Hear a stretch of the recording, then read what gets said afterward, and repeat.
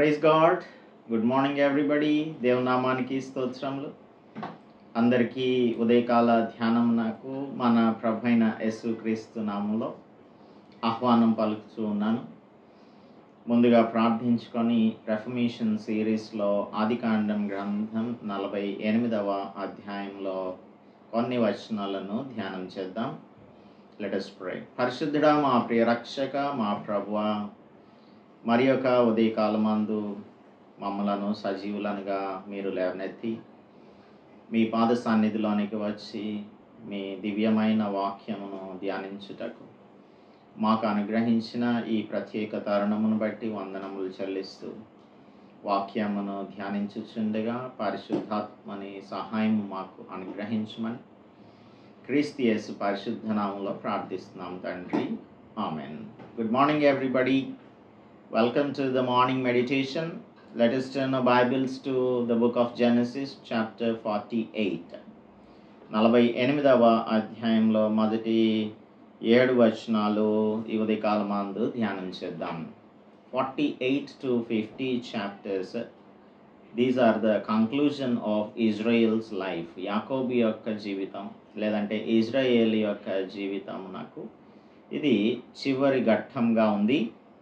అందుకే ఈ అధ్యాయంలో యోసేపు యొక్క ఇద్దరు కుమారులను యాకోబు అనగా ఇజ్రాయేలు ఆశీర్వదించిన విషయాన్ని చదువుకుంటాము.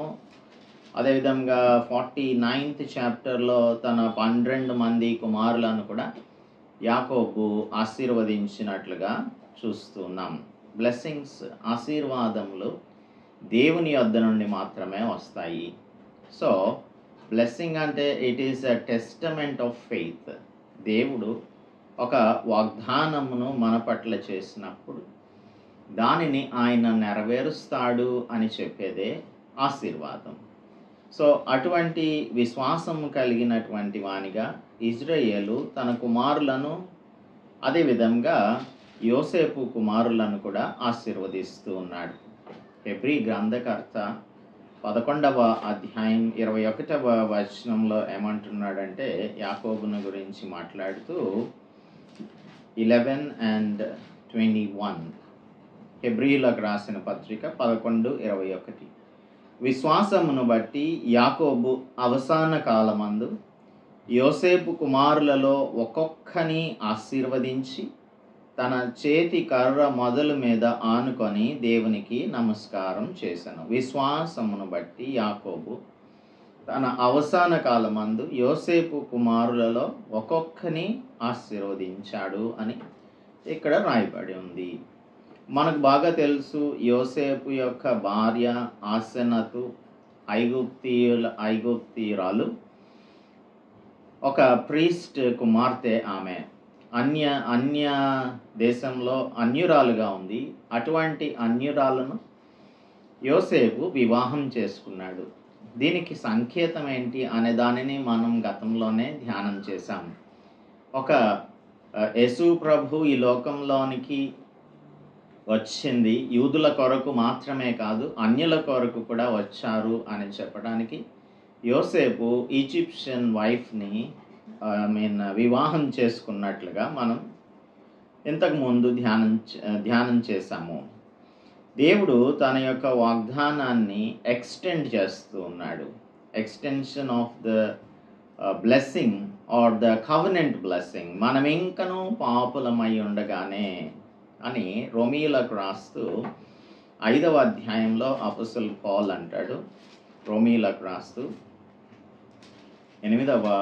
5వ అధ్యాయం 8వ వచనం 5:8 5 and verse 8 of Romans, the book of Romans. అయితే దేవుడు 6 నుంచి చదువుతున్నాం. ఏలయనగా మనం ఇంకా బలహీనులమై ఉండగా క్రీస్తు యుక్తకాలమున భక్తిహీనుల కొరకు చనిపోయాను. నీతిమంతుని కొరకు సహితము ఒకడు చనిపోవుట అరుదు. మంచివాని కొరకు ఎవడైనా ఒకవేళ చనిపోవ తెగింపవచ్చును. అయితే దేవుడు మన ఎడల తన ప్రేమను వెల్లడిపరచుచున్నాడు. ఎట్లనగా మనం ఇంకనూ పాపులమై ఉండగానే క్రీస్తు మన కొరకు చనిపోయెను. మనమింకను పాపులమై ఉండగానే క్రీస్తు మన కొరకు చనిపోయెను. 48వ అధ్యాయం ఆదికాండంలో ఈ సంగతులైన తరువాత ఇదిగో నీ తండ్రి కాయిలా ఉన్నాడని ఒకడు యోసేపుతో చెప్పినప్పుడు మనష్షే ఎఫ్రాయిములను తన 2 కుమారులను వెంటబెట్టుకొని వెళ్ళాడు. ఇదిగో నీ కుమారుడని యోసేపు నీ వద్దకు వచ్చుచున్నాడని యాకోబు నాకు తెలుపబడెను. అంతటా ఇజ్రాయేలు బలం తెచ్చుకొని తన మంచం మీద కూర్చుండెను. యోసేపును చూచి కనాను దేశమందలి లూజులో సర్వశక్తిగల దేవుడు నాకు కనబడి నన్ను ఆశీర్వదించి ఇదిగో నీకు సంతానాభివృద్ధి పొందించి నిన్ను విస్తరింపజేసి నీవు జనముల సమూహమగునట్లు చేసి నీ తర్వాత నీ సంతానమును ఈ దేశమును నిత్య స్వాస్థ్యంగా ఇచ్చేదను అని సెలవిచ్చాడు. 7 times, on 7 occasions, God promised to extend blessings to Abraham's countless descendants. తన యొక్క సంతానమును ఆకాశ నక్షత్రముల వలెను ఇసుక సముద్ర తీరమందలి ఇసుక రేణువుల వలెను ఆశీర్వదిస్తాను అని ఇది extension of the covenant blessing గురించి దేవుడు 7 occasions-లో అబ్రహాంకి తెలియపరిచాడు. 12వ అధ్యాయం 3వ వచనంలో, 13వ అధ్యాయం 16వ వచనంలో, 15వ అధ్యాయం 5వ వచనంలో, 16వ అధ్యాయం 10వ వచనంలో, 17వ అధ్యాయం 4 నుంచి 5 వచనాల్లో, 18, 18లో, 22, 18లో ఈ 7 occasions-లో అబ్రహాంకి దేవుడు ఎక్స్టెన్షన్ ఆఫ్ ద బ్లెస్సింగ్స్ని గురించి వాగ్దానాన్ని చేసి ఉన్నాడు. అదేవిధంగా ఈ సేమ్ కవెనెంట్ని, ఇదే వాగ్దాన ఆశీర్వాదములను ఇసాకునకు కూడా దేవుడు అనుగ్రహించాడు. 26వ అధ్యాయం 23 నుంచి 25 వరకు బేర్షెబా అనే ప్రాంతంలో. అదేవిధంగా బేతేలులో లూజు అని ఇక్కడ మనం చదువుకుంటున్నాం. బేతేలు అనే ప్రాంతంలో 28వ అధ్యాయం 15వ వచనంలో దేవుడు యాకోబు నాకు ప్రత్యక్షమయ్యి అక్కడ తన యొక్క కావెనెంట్ని అనగా తన యొక్క వాగ్దానాన్ని స్థిరపరిచినట్లుగా మరలా కన్ఫర్మ్ చేసినట్లుగా చూస్తాము. ఈ విధంగా దేవుడు అబ్రహామునకు ఇచ్చిన వాగ్దానం ఇసాకునకు, తర్వాత యాకోబునకు, ఆ తర్వాత తన సంతానానికి కూడా దేవుడు అనుగ్రహిస్తున్నాడన్న విషయాన్ని జ్ఞాపకం చేస్తున్నాడు. ఇదిగో నీకు సంతానాభివృద్ధి పొందించి నిన్ను విస్తరింపజేసి నీవు జనముల సమూహం అగునట్లు చేసి నీ తర్వాత నీ సంతానమునకు ఈ దేశమును నిత్య స్వాస్థ్యముగా ఇస్తాను అని సెలవిచ్చాడు అని జ్ఞాపకం చేసుకుంటున్నాడు జేకబ్. ఈ విధంగా తాను జ్ఞాపకం చేసుకుంటున్నది అనగా ఇప్పుడు మనం క్రీస్తు ప్రభువులో ఉన్నప్పుడు we are in the Abrahamic covenant. మనం ఇవ్వబడిన వాగ్దానం, దేవుడు అనుగ్రహించిన వాగ్దానం క్రీస్తు ప్రభువులో మనకి కూడా చెందుతుంది అనేదే ఈ వాక్య భాగం ద్వారా దేవుడి ఉదయకాలమందు మనకు కూడా జ్ఞాపకం చేస్తున్నాడు. In fact if we look at the children of Joseph, యోసేపు యొక్క బిడ్డలు అన్య దేశంలో జన్మించారు, అన్య స్త్రీకి జన్మించారు, అయినా కూడా they were brought into adoption అనేది మనం నెక్స్ట్ వర్సెస్లో చదువుకుంటాము. అనగా దేవుడు మనల్ని క్రీస్తు సంబంధులమైతే ఆ పక్షమందు అబ్రహాము సంతానమయ్యుండి వాగ్దాన ప్రకారం వారసులమై ఉన్నాము అని గలతీయులకు రాస్తూ 3వ అధ్యాయం 29వ వచనంలో అపోస్తలుడు పౌలు చెప్తూ ఉన్నాడు. అంటే ఇఫ్ వి బికమ్ క్రీస్తు ప్రభువుకు సంబంధించిన వారమైతే అప్పుడు మనకు ఈ అబ్రహాము సంతానంగా పిలువబడే హక్కులు వస్తాయి. Then we will be the heirs of the blessing or the covenant that the Lord has promised. దేవుడు అనుగ్రహించిన వాగ్దానము మనలో కూడా నెరవేరుతుంది అనేది గలతీయులకు రాస్తూ చెప్తున్నాడు. అలాగే గలతీయులకు రాసిన పత్రిక 3వ అధ్యాయం 8వ వచనంలో కూడా జెంటైల్స్కి దేవుడు విశ్వాస మూలంగా అన్యజనులకు కూడా వారిని నీతిమంతులుగా తీరుస్తాడు అనేటువంటి సత్యాన్ని బోధిస్తూ ఉన్నాడు. 3వ అధ్యాయం 8వ వచనంలో దేవుడు 7 కూడా చదువుతున్నాను. కాబట్టి విశ్వాస సంబంధులైతే అబ్రహాము కుమారులమని మీరు తెలుసుకొనండి. దేవుడు విశ్వాస మూలంగా అన్యజనులను నీతిమంతులుగా తీర్చునని లేఖనం ముందుగా చూచి నీ అందు అన్యజనులందరూ ఆశీర్వదింపబడుదురు అని అబ్రహామునకు సువార్తకు ముందుగా ప్రకటించను. భూమి యొక్క సమస్త వంశములు నీ యందు ఆశీర్వదించబడును అని ఆదికాండం 12:3లో చెప్పిన వాక్య భాగాన్ని ఇక్కడ పాల్ కోట్ చేస్తూ ఉన్నాడు.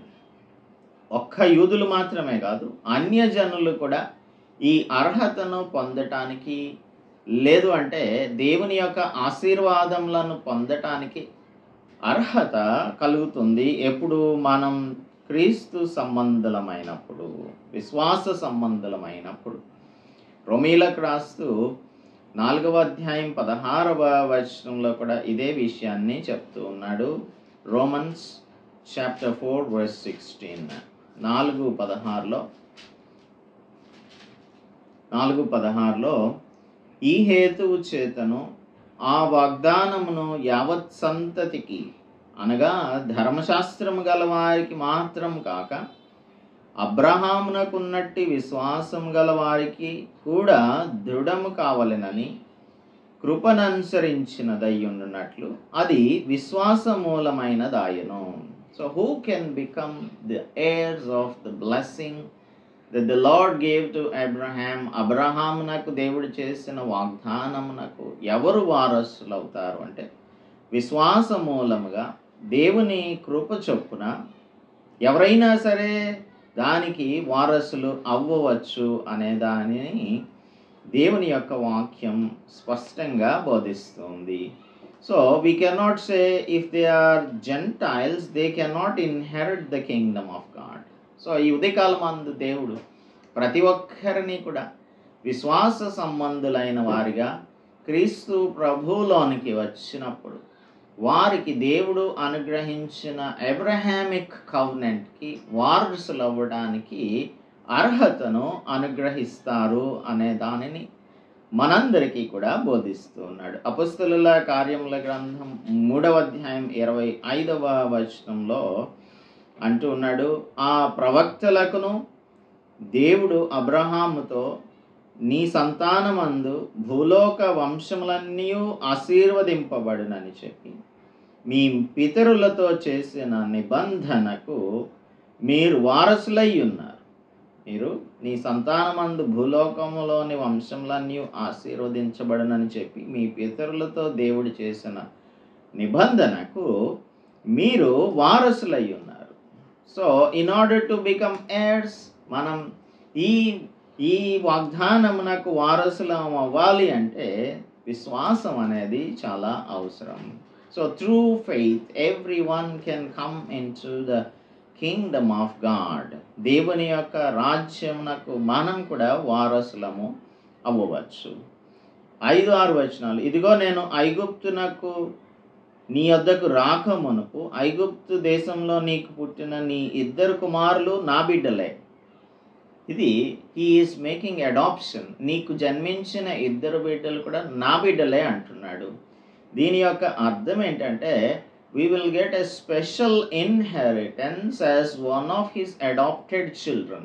దేవుడు మనకు ఇటువంటి ప్రొవిజన్ని కలిగజేశాడు. మనం ఏ మతంలో, ఏ కులంలో, ఏ తెగలో, ఏ జాతిలో, ఏ నేషనాలిటీలో పుట్టినా కూడా, ఏ దేశంలో పుట్టినా కూడా ప్రతి ఒక్కరికి కూడా దేవుడు అనుగ్రహించే కృప ఏంటంటే మనలను ఆయన యొక్క స్వాస్థ్యంలో పాలిభాగస్తులుగా చేస్తారు అనేది దైవవాక్యంలో మనం ఇప్పుడు చదువుకుంటున్నాం. నీకు పుట్టిన నీ 2 కుమారులు నా బిడ్డలే. ఇంకొంచెం క్లారిటీ ఇస్తున్నాడు. రూబేను షిమ్యోను వలె ఎఫ్రాయిము మనష్షే నా బిడ్డలై ఉందురు. So there is no discrimination. ఎక్కడా కూడా వ్యత్యాసం లేదు. ఎవరు తక్కువ వారని, బయట వారని, అన్యజనులని ఏమాత్రం కూడా, యూదుడని, గ్రీసు దేశస్థుడని ఎలాగో డిఫరెన్స్ లేకుండా ఉందో, యూదులని, అన్యజనులని ఏమాత్రం కూడా వ్యత్యాసం లేదు. ప్రతి ఒక్కరూ ఆయన కుమారులుగా అవ్వటానికే దేవుడు మన కోసం క్రీస్తు ప్రభువును ప్రాణత్యాగంగా, శిలువ బలియాగంగా అర్పించాడు. So he is offering a special inheritance in order to for you to become his adopted child. ఈ ఉదయకాలమందు దేవుడు నిన్ను తన దత్తపుత్రికగాను దత్తపుత్రునిగాను చేసుకోవడానికి ఆహ్వానం పలుకుతున్నాడు. ఇంకా డబుల్ ఇన్హెరిటెన్స్ని మనం ఇక్కడ జోసెఫ్కి ఇచ్చినట్లుగా చూస్తున్నాం. Double inheritance. రూబేను తాను చేసినటువంటి ఒక పాపం వలన తన యొక్క జ్యేష్ఠత్వపు హక్కును యోసేపు నాకు ఇచ్చారు అనేది క్రానికల్స్లో, అనగా దినవృత్తాంతముల గ్రంథం, మొదటి దినవృత్తాంతముల గ్రంథం 5వ అధ్యాయంలో చదువుకుంటాము. మొదటి దినవృత్తాంతముల గ్రంథం 5వ అధ్యాయం 1వ వచనంలో రూబేన్ యొక్క జ్యేష్ఠత్వపు హక్కు యోసేపు నాకు ఇవ్వబడింది అని రాయబడి ఉంటుంది. ఇశ్రాయేలు నాకు తొలిచూలు కుమారుడైన రూబేను కుమారుల వివరమని, ఇతడు జ్యేష్ఠుడై ఉండెను కానీ తన తండ్రి పరుపును తాను అంటుపరచినందున అతని జన్మ స్వతంత్రము ఇశ్రాయేలు కుమారుడైన యోసేపు కుమారులకు ఇయ్యబడెను. అయితే వంశావళిలో యోసేపు జ్యేష్ఠుడిగా దాఖలు చేయబడలేదు. But he got the birth right of Reuben. మొట్టమొదటి కుమారుడైనప్పటికీ కూడా యోసేపు మొదటి కుమారునిగా జ్యేష్ఠత్వపు హక్కును పొందుకున్నాడు.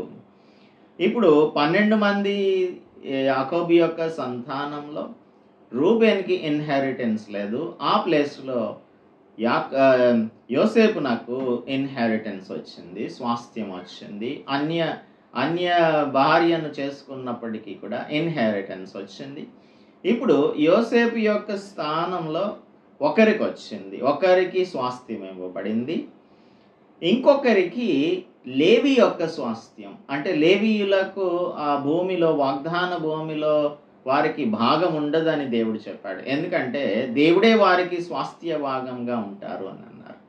So the 12 number is as it is. కాబట్టి రూబెన్ ప్లేస్లో యోసేపు యొక్క కుమారులలో యోసేపు స్థానాన్ని ఒకరు తీసుకుంటే లేవి స్థానాన్ని ఇంకొకరు తీసుకున్నారు. ఇప్పుడు డబుల్ ఇన్హెరిటెన్స్ని ఇచ్చారు. అనగా అన్యజనులైనప్పటికీ కూడా దేవుడు మనకు డబుల్ ఇన్హెరిటెన్స్ని ఇస్తారు అని చెప్పడానికి సాదృశ్యంగా మనం ఇది ఇక్కడ చదువుకుంటున్నాము. వారి తర్వాత నీవు కనిన సంతానం నీదే. వారు తమ సహోదరుల స్వాస్థ్యమును బట్టి వారి పేర్ల చొప్పున పిలువబడుదురు. పద్దన్రాము నుండి నేను వచ్చినప్పుడు ఎఫ్రాతాకు ఇంకొంత దూరమున నుండగా మార్గమున రాహేలు కనాను దేశంలో నా ఎదుట మృతి పొందెను. అక్కడ బెత్లెహేమ్ అను ఎఫ్రాతా మార్గమున నేను ఆమెను పాతిపెట్టినని యోసేపుతో చెప్పాడు. ఇప్పుడు we have seen how we get the inheritance. జీవముతో కూడిన నిరీక్షణ మనకు కలుగునట్లుగా దేవుడు చేస్తాడు అనే విషయాన్ని 5-6 వచనాలలో చదువుకున్నాక, ఆయన మనకు జీవంతో కూడిన నిరీక్షణ ఇచ్చినప్పుడు కొన్ని సందర్భాలలో మనకు ఆదరణ, సమాధానం అవసరం. ఇప్పుడు రేచల్ చనిపోయింది. రేచల్ బాగా పరిచయమే, రాహేలు బాగా పరిచయమే.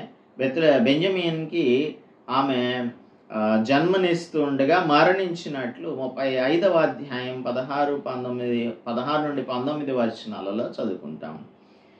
అయితే ఈ 31వ అధ్యాయంలో తన తండ్రి యొక్క గృహదేవతలను తీసుకొని వస్తున్నప్పుడు యాకోబు తనకు తెలియకుండానే డెత్ సెంటెన్స్ని ప్రొనౌన్స్ చేశాడు రేచల్ మీద. అది రేచల్ అని అనుకోలేదు. ఎవరైనా సరే నీ గృహదేవతలను దొంగిలించినట్టయితే వారు మరణమునకు అర్హులు అని చెప్పారు. అదే రేచల్ మీదకి దేవుడు రప్పించాడు. ఈ లోతు యొక్క భార్య వలె రాహేలు తన యొక్క విగ్రహాలను విడిచిపెట్టడానికి ఏమాత్రము కూడా ఆలోచన చేయలేదు. She violated the 2nd, 8th and 10th commandments. ఇంకా కమాండ్మెంట్స్ మనకి ఇవ్వబడలేదు, కానీ 2వ ఆజ్ఞ, 8వ ఆజ్ఞ, 10వ ఆజ్ఞ వీటిని మీరింది కనుక రాహేలు మరణించింది. అయితే మనకు ప్రియులైన వారు మరణించినప్పుడు మనకు అవసరమైనది కంఫర్ట్, మనకు సమాధానం కావాలి, ఆదరణ కావాలి. అసలైతే మనం ధర్మశాస్త్ర ప్రకారంగా we must also get the same punishment. దేవునికి వ్యతిరేకంగా జీవించిన ప్రతి ఒక్కరికి కూడా ఇదే విధమైన శిక్షా విధి రావాలి. కానీ దేవుడు తన యొక్క కుమారుడైన యేసుక్రీస్తును పంపించి మన కొరకు సిలువలో ఫుల్ ప్రైస్ని పే చేసేలాగా ఆయన ఏర్పరిచాడు. అందును బట్టి మనం ధర్మశాస్త్రం క్రింద శిక్షార్హులమైనప్పటికీ కూడా ఆయన మనకు తన యొక్క స్వాస్థ్యంలో పాలిభాగాన్ని ఇస్తాడు అనేది ఈ ప్యాసేజ్ మనకు ఈ ఉదయకాలమందు బోధిస్తుంది. యెషయా గ్రంథం 51వ అధ్యాయం 3వ వచనంలో అంటున్నాడు, యెహోవా సియోనును ఆదరించుచున్నాడు, దాని పాడైన స్థలములన్నిటినీ ఆదరించి దాని అరణ్య స్థలములను ఏదెను వలె చేయుచున్నాడు. దాని ఎడారి భూములు యెహోవా తోట వలె అగునట్లు చేయుచున్నాడు. ఆనంద సంతోషములను కృతజ్ఞతాస్తుతియు సంగీత గానమును దానిలో వినబడును. ఇప్పుడు ఇన్ఫ్యాక్ట్ రేచల్ చనిపోయినందుకు గాను తాను బాధపడుతున్నాడు, కానీ దేవుడు తన యొక్క ప్రామిస్ని ఇస్తున్నాడు. నేను నిన్ను ఆదరిస్తాను, పాడైన స్థలములన్నిటినీ ఆదరిస్తాను, అరణ్య స్థలములను ఏదెను వలె చేస్తాను, ఎడారి భూములను యెహోవా తోట వలె నేను చేస్తాను అని అంటున్నాడు. సో మనం ఆయన మాట ఆలకించి ఆయన యొక్క మాటలకు చెవియొగ్గి విన్నప్పుడు దేవుడు మనకు ఉపదేశాన్ని అనుగ్రహించి మనం జనములకు వెలుగు కలుగునట్లుగా నా నిధిని నియమిస్తాను అని చెప్తున్నాడు. So in order to receive this treasure that the Lord gives to us, we must accept Christ Jesus as our personal Savior. యేసుక్రీస్తు ప్రభువును మనం విశ్వాసంతో అంగీకరించినప్పుడు ఆయన చేసిన ప్రామిసెస్కి మనందరం కూడా వారసులం అవుతాము అని ఈ వాక్య భాగం ద్వారా ఉదయకాలమందు దేవుడు మనకు బోధిస్తూ ఉన్నాడు. ఈ విధంగా దేవుని యొక్క మాటలను వినటానికి, చెవియొగ్గటానికి, ఆయన ఉపదేశాన్ని అంగీకరించటానికి దేవుడు మనందరికీ కూడా సహాయం చేయునుగాక. ప్రార్థించుకుందాం. పరిశుద్ధుడా, మా ప్రియ ప్రభువా, మా రక్షక, even though people were born in the gentile families, యోసేపు తాను అన్య స్త్రీని వివాహం చేసుకొని అన్య దేశంలో 2 కుమారులకు జన్మనిచ్చినప్పటికీ వారిని కూడా యాకోబు యొక్క సంతతిలో స్వాస్థ్య భాగమును అనుభవించుటకు మీరిచ్చిన అవకాశము, అన్యజనులైనటువంటి మాకు మీరిచ్చిన అవకాశాన్ని జ్ఞాపకం చేస్తూ ఉంది ప్రభువా. మేము మీకు వ్యతిరేకులంగా జీవించుచున్నప్పుడు మీరు మమ్మలను పిలిచి మీ బిడ్డలుగా చేసుకొని ఈ స్వాస్థ్యమునకు మేము పాలివారమగునట్లుగా చేసినందుకై మీకు స్తుతులు చెల్లిస్తూ, ఇందులో మేము ప్రభువా పార్టేకర్స్గా ఉండుటకు క్రీస్తు ప్రభు యొక్క ఆయన శిలువ కార్యమును అంగీకరించి ఆయన మాట చొప్పున మేము జీవించినట్లుగా మాకు సహాయము అనుగ్రహించమని క్రీస్తు యేసు పరిశుద్ధ నామంలో ప్రార్థిస్తున్నాము తండ్రి. ఆమెన్. దేవుని నామానికి స్తోత్రం. అందరికీ వందనాలు. మన తండ్రి అయిన దేవుని యొక్క ప్రేమ, ప్రభు అయిన యేసుక్రీస్తు కృప, పరిశుద్ధాత్మ నిత్య సహవాసం మనందరికీ తోడుగా ఉండును గాక. ఆమేన్.